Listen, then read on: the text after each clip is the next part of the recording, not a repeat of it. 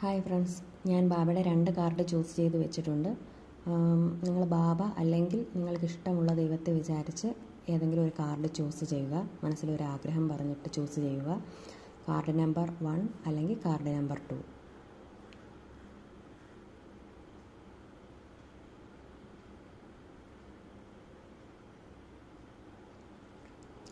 Okay, choose ചെയ്തെന്ന് വിചാരിക്കുന്നു.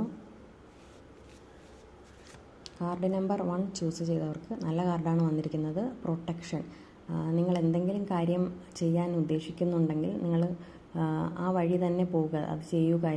നിങ്ങളുടെ കൂടെ ദൈവാനുഗ്രഹമുണ്ട് എന്നുള്ളതാണ് കാണിക്കുന്നത്. നിങ്ങൾക്കിപ്പോൾ നല്ല ദൈവാധീനമുള്ള സമയമാണ്. ധൈര്യമായിട്ട് മുമ്പോട്ട് പോവുക എന്നുള്ളതാണ് കാണിക്കുന്നത്. അടുത്ത സെക്കൻഡ് കാർഡ് ചൂസ് ചെയ്തവർക്ക് റീസൺ.